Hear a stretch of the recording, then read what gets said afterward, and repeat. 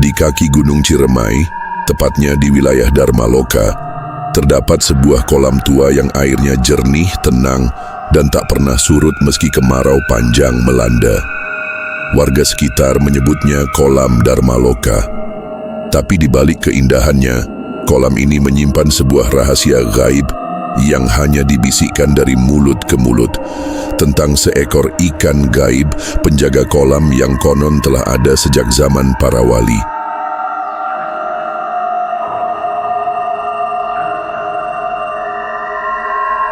Konon, pada abad ke-16, seorang tokoh suci bernama Syekh Maulana Malik Ibrahim, salah satu penyebar Islam awal di tanah Sunda, melakukan perjalanan spiritual dan bertapa di daerah tersebut. Ia memilih tempat yang kini dikenal sebagai Dharmaloka karena airnya yang bersih dan alamnya yang hening. Saat bertapa, beliau bermunajat memohon penjagaan gaib untuk sumber air itu agar tetap suci dan bermanfaat bagi umat. Di akhir semedinya, muncullah seekor ikan berwarna keemasan dengan sisik berkilau dan mata yang seolah menyimpan kebijaksanaan zaman. Ikan itu tidak seperti ikan biasa. Ia mampu menghilang, muncul tiba-tiba, dan bahkan berkomunikasi dengan para spiritualis.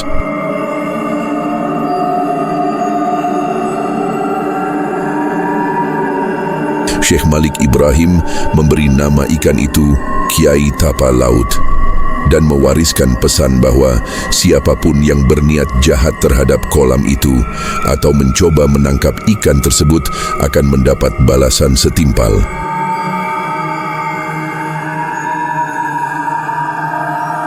Selama ratusan tahun, ikan gaib itu hanya muncul saat-saat tertentu, terutama di malam Jumat Kliwon atau ketika air kolam tiba-tiba menjadi hangat dan berembun di pagi hari.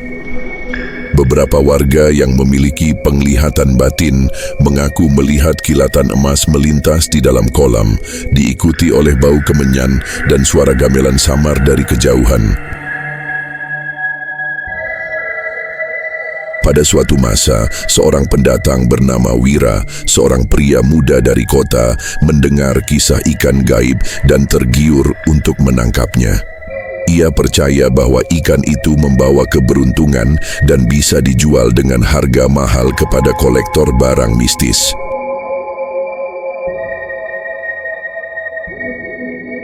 Malam itu Wira datang diam-diam membawa jaring dan pancing khusus. Tapi begitu kail menyentuh air, suasana kolam berubah mencekam. Angin berhenti berhembus, bulan tertutup awan gelap, dan air kolam bergolak hebat. Dari dasar kolam, muncul mata bersinar emas yang menatap tajam ke arahnya. Dalam sekejap, Wira terjerat oleh jaringnya sendiri dan tubuhnya membeku seperti batu. Paginya, warga menemukan Wira tergolek di tepi kolam, tak sadarkan diri, matanya melotot, dan tangannya menggenggam lumpur hitam pekat. Ia tersadar seminggu kemudian, tetapi tak lagi bisa berbicara. Sejak kejadian itu, kolam Dharmaloka kembali dihormati sebagai tempat suci. Warga hanya mengambil air seperlunya untuk kebutuhan ibadah atau pengobatan. Mereka percaya ikan gaib itu bukan hanya penjaga kolam, tapi juga penjaga moral manusia, menguji keserakahan, niat, dan ketulusan. Beberapa orang sakti dan santri sepuh di pesantren sekitar percaya bahwa kemunculan ikan gaib menandai bencana atau berkah besar. Saat wabah merebak di desa, konon sang ikan muncul pada malam hari, berenang melingkar sambil memancarkan cahaya biru dari tubuhnya. Keesokan harinya, air kolam dipercaya menyembuhkan beberapa warga yang sakit.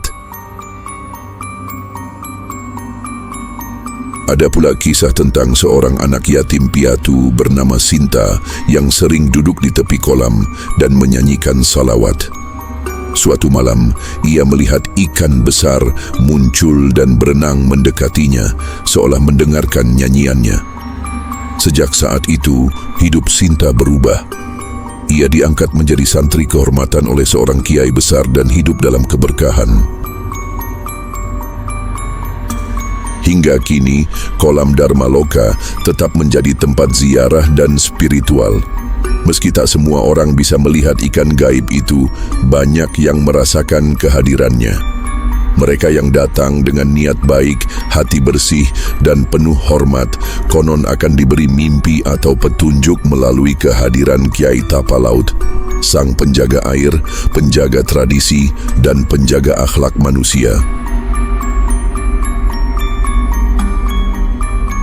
Cari tahu lebih banyak lagi cerita menarik lainnya dengan cara support terus channel kami agar selalu bersemangat dalam berkarya.